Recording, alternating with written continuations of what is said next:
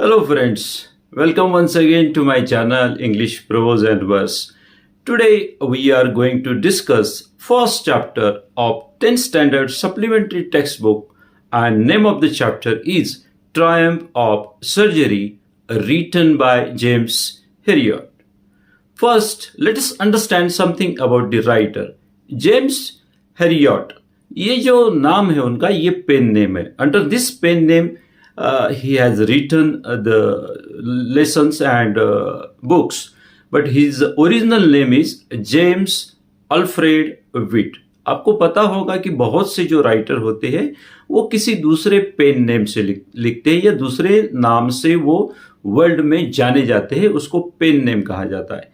तो ये एक बेसिकली ब्रिटिश राइटर है और साथ में वेटरनरी सर्जन है. वेटरनरी का मतलब आपको पता है कि जानवरों के डॉक्टर.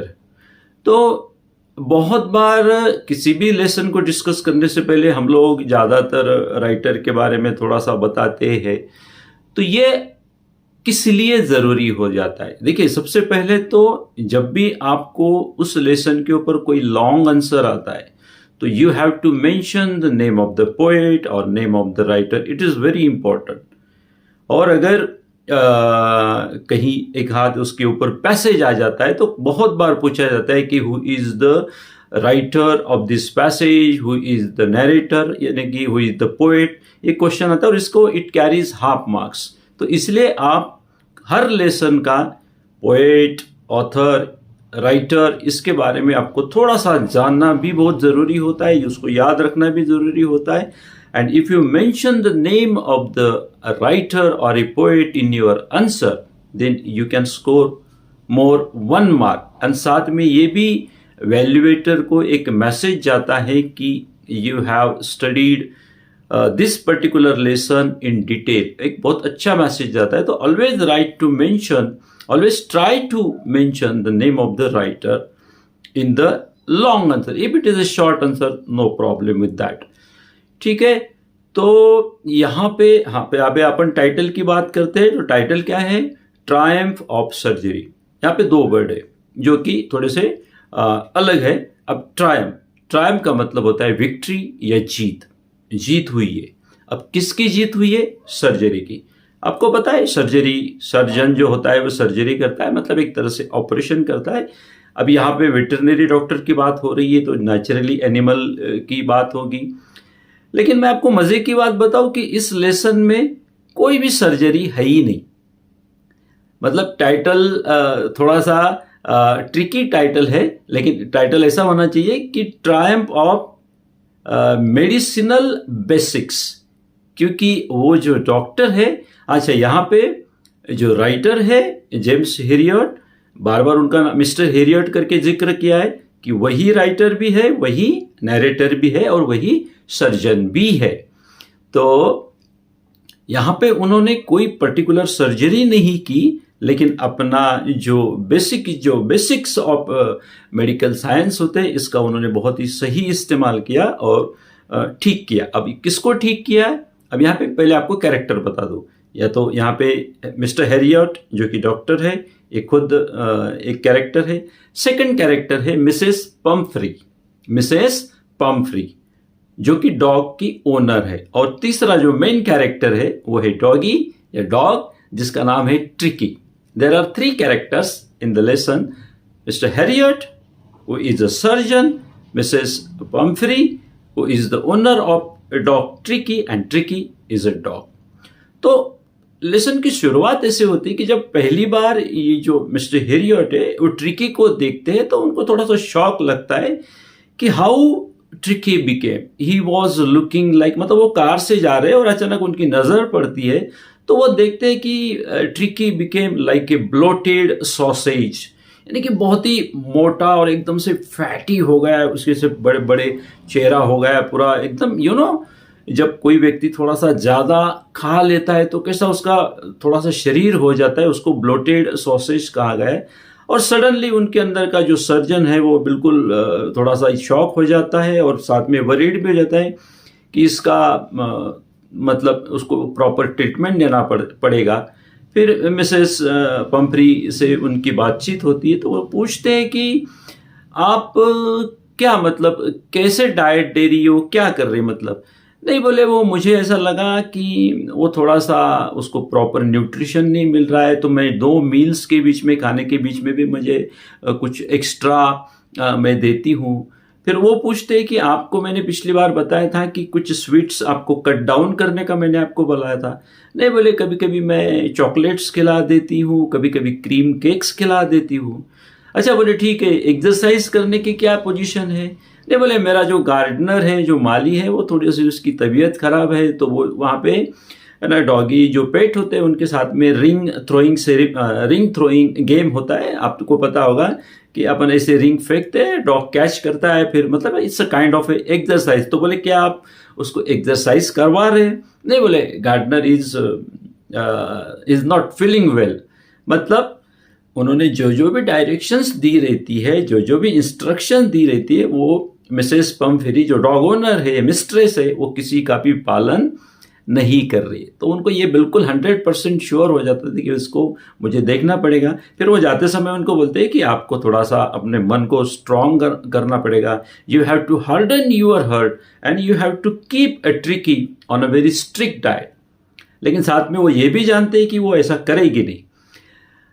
और उसके बाद जैसे कि वो उम्मीद करते हैं, कुछ दिनों के बाद में मिसेस पम्फेरी का एक्सपेक्टेड कॉल आ जाता है। मतलब उनको ये उम्मीद रहती है कि ट्रिकी का कुछ यानी कि वो प्रॉब्लम में आने वाला है। अच्छा, ट्रिकी की एक प्रॉब्लम है, he never refuses to eat. जब भी उसको कुछ भी दिया जाता है वो खा लेता है। तो उसकी जो तबीयत खराब हो जाती है, या he became a blotted sausage, उसका मेन रीजन है ओवर फीडिंग, ज्यादा खाना। या हर बार जब भी उसको कुछ भी ऑफर किया जाता है, इसमें 2 चीजें, मतलब ट्रिकी का नेचर है ज्यादा खाना, और मिसेस पम्फेरी का नेचर है कि उसको ज्यादा ओवर फीडिंग करना। Tricky became blotted sausage because of A over feeding and over pampering. यानी कि पेट के कभी कभी इतने ज्यादा लाड किए जाते हैं, इतना ज्यादा प्यार किया जाता है, इतना जरूरत से ज्यादा खिलाया जाता है कि वो बीमार पड़ जाता है। तो जैसे कि डॉक्टर को एक्सपेक्ट था कि वो कॉल करेगी, फिर वो एकदम परेशान है। वो बोलते हैं कि he simply refuse to eating, he is eating nothing, he is continuously omitting, और पूरा दिन वो जस्ट ही इज लाइंग और बिल्कुल पैंटिंग करता है। पैंटिंग मतलब कंटिन्यूसली दिन भर हाँफता रहता है। Is not he became completely restless. तो what shall I do now? Doctor Herriot बोलते हैं कि कुछ नहीं, बोले इसको तो अभी मुझे साथ में ले जाना पड़ेगा, मुझे उसको हॉस्पिटलाइज करना बहुत ज़रूरी है, उसके बगैर वो ठीक नहीं होगा। अच्छा, मिसेस पम्फरी जो है उसको छोड़ने के लिए तैयार नहीं। बोले आप चिंता मत कीजिए, you don't worry, I will cure him up in a very minimum time. आप थोड़ा सा धैर्य रखिए, थोड़ा सा पेशेंस रखिए। फिर डॉक्टर जो है उसको अपनी क्लिनिक में ले आते, और सिंपली वो क्या करते हैं, 2 दिन तक, हालांकि उसके ऊपर पूरी नजर रखते, he kept an eye strict eye on him. 2 दिन तक उनके ऊपर पूरी कड़ी नजर रखते, और 2 दिन तक उसको कुछ भी नहीं खिलाते, सिर्फ पानी, except water. He didn't feed anything to Tricki. 2 दिन तक उनको ट्रिकी को कुछ भी नहीं खिलाया जाता। हाँ, कंटिन्यूसली वो अंडर ऑब्जर्वेशन रखते हैं, बिल्कुल रखते हैं। तीसरे दिन उसके अंदर थोड़ी थोड़ी इंप्रूवमेंट आना चालू हो जाती है, थोड़ा सा वो बार्क करना चालू कर देता है, थोड़ा सा एक्टिव हो जाता है। फिर चौथे दिन वो जैसे उसका दरवाज़ा ओपन करते हैं, तो बाकी वहाँ पे बहुत सारे दूसरे डॉगीज भी रखे हैं डॉक्टर ने, तो उनके साथ में वो भागने लगता है। मतलब कोशिश करता है उनके जैसा, जैसे भी उनके लिए खाना रखा जाता है, तो वो पूरी जो डॉग्स की जो गैंग रहती है वो एकदम टूट पड़ती है भागते हुए अपना अपना मील लेने के लिए। मतलब एक दूसरे के बीच में कंपटीशन है। तो पहले दिन उसके लिए वो बॉल नहीं रखते, मतलब खाने का जो बाउल है वो रखते ही नहीं है। तो वो सभी कुत्तों के साथ में भागता है, सभी डॉगीज के साथ में भागता है, लेकिन उसको कुछ नहीं मिलता। फिर नेक्स्ट दिन उसके लिए अलग से बाउल रखा जाता है, फिर वो तेजी से भागता है और अपना खाना खाता है। और धीरे धीरे वहाँ के जो दूसरे डॉग्स, वहाँ के जो है डॉक्टर की जो क्लिनिक है, उनके साथ में जो अलग अलग एक्टिविटीज़ है, अलग अलग दौड़ना है या बॉल थ्रोइंग गेम्स है, मतलब कुछ दिनों के बाद में वो धीरे धीरे वो एक मेंबर बन गया है, वो जो गैंग है, किस तरीके से अपना खाना खाने के लिए दौड़ के जाना और अपना खाना खाना, hunting of rats in the night, यानी कि रात में चूहों की शिकार करना, ये सब चीज़ें उन्होंने वो ट्रिकी ने कभी नहीं की है। तो धीरे धीरे धीरे धीरे वो भाग दौड़ से और कंटिन्यूसली प्रॉपर डाइट से वो धीरे धीरे उसके अंदर इम्प्रूवमेंट होने लगता है।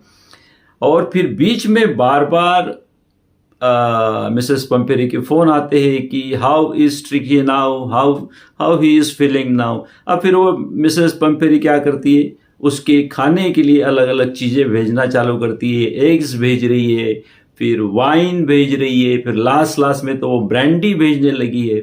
अब डॉक्टर ये जानते हैं, मिस्टर हेरियट जानते थे कि इन चीज़ों की उसको ज़रूरत बिल्कुल नहीं है, और इन्हीं ज़्यादा चीज़ों के कारण या यही चीज़ें ज़्यादा खाने के कारण ही वो बीमार पड़ा है। तो वो जो उसके लिए जो अलग अलग डिशेस आ रहे, वाइन आ रही है, वो खुद ही कंज्यूम कर रहे, खुद ही खा रहे, ब्रेकफास्ट एग्स के साथ कर रहे, वाइन ले रहे अपने स्टाफ के साथ में, डॉक्टर हेरियट रात में ब्रांडी का आनंद ले रहे। मतलब वो बाद में क्योंकि Mrs Pumphrey she is a very rich lady, बहुत ज़्यादा अमीर है वो, तो उनके अंदर एक थोड़ा सा लालच भी आता है कि मैं I am going to keep Tricki as a permanent guest, मैं इसको यहीं रख लेता हूँ, अगर मैं यहीं रख लेता हूँ तो ये अच्छा खाना मुझे मिलता रहेगा। यानी बीच में उनको एक टेम्पटेशन हो जाता है, थोड़ा सा लालच आ जाता है, लेकिन साथ में वो ये भी सोचते हैं कि ना ऐसा मुझे करना नहीं चाहिए। She must be very worried about the ट्रिकीज health. फिर बाद में जब मिसेस पंफ्री उनको कॉल करती है तो वो बोलते हैं, मिस्टर हेरियट जो बोलते हैं कि now you can collect him.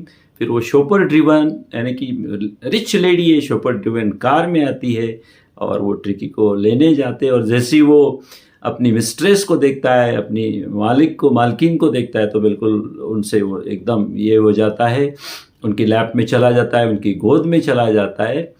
वो बहुत ज़्यादा इमोशनल हो जाती है Mrs Pumphrey, literally she was crying and she said to Mr Herriot, how can I thank you, मैं आपके आभार किस तरीके से मानाऊँ, this is a triumph of surgery, है ना, कि ये एक तरह से सर्जरी की जीत है। मतलब उनको ऐसा लगता है कि वे डॉक्टर ने बहुत ही कुछ मेडिसिन या बहुत सारी कुछ सर्जरी वगैरह की होगी, लेकिन डॉक्टर साहब जानते थे कि उन्होंने कुछ भी नहीं किया, सिर्फ और सिर्फ प्रॉपर डाइट और प्रॉपर एक्सरसाइज के जरिए, और उसको उतना ही खाना दिया जितना उसकी ज़रूरत थी।